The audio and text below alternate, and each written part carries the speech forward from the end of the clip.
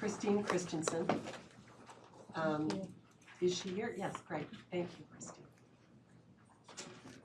I'm Christensen, SEC Chair at Clayton Middle School, and this is Laura Miller, our co-PTA president. The community at Clayton has asked that I read the following letter regarding recent changes made to the Middle School Magnet Extended Learning Program, MELP, by the Chief Academic Officer of the Salt Lake City School District. When the middle school MELP programs were developed, they were considered Salt Lake City School District MELP programs, and parents could choose the MELP program that met their students' particular needs. This new decision makes a significant change to the existing policy. Further, this change to policy appears to have been implemented without public debate or notice. Previously, the policy made a bus available whenever 4 children were attending a distant school. The new policy will only allow a bus if the students choose to go to the supported program. For example, the new plan outlines that students who qualify for MELP and live in the Bryant and Northwest boundaries will only be bused if they attend West High's MELP program. This policy change does not appear to be driven by cost, as a bus will still be maintained. Rather, the move appears to be directed at limiting school choice options from district-wide programs to programs within the boundaries of their home school. The change from busing based on need may have been conceived as a disincentive to send children to Clayton.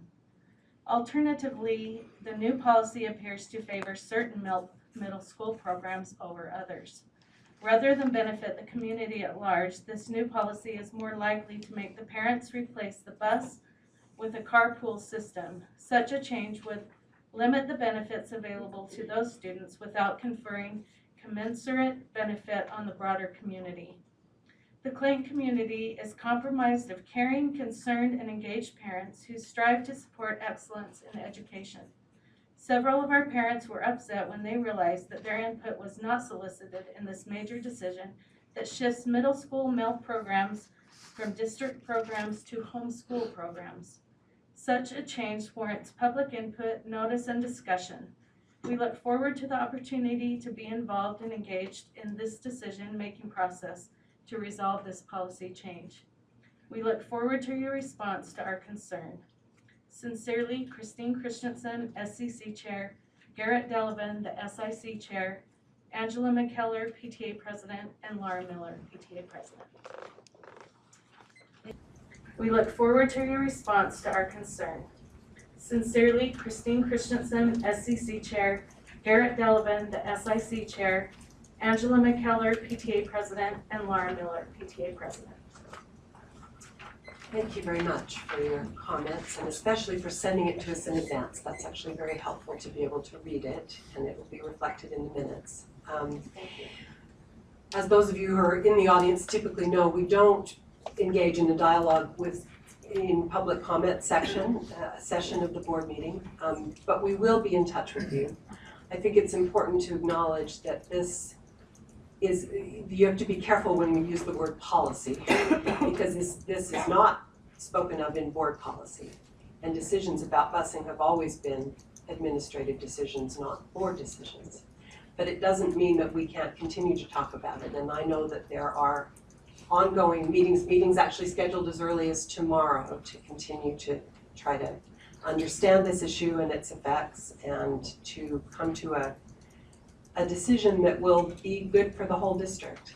Busing is in fact a scarce resource, and we can't, if we ran buses for every 4 kids who wanted to go to a distant school, we'd have dozens of buses more than we do.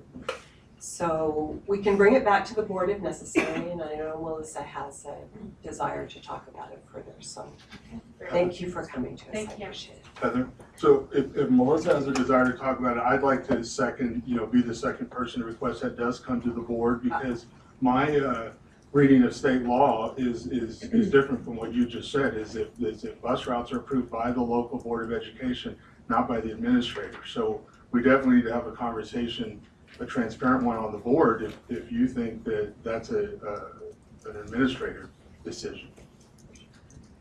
I do think it is something we should talk about. Okay, so we will get it on the agenda Thank Thank you, you. Mike.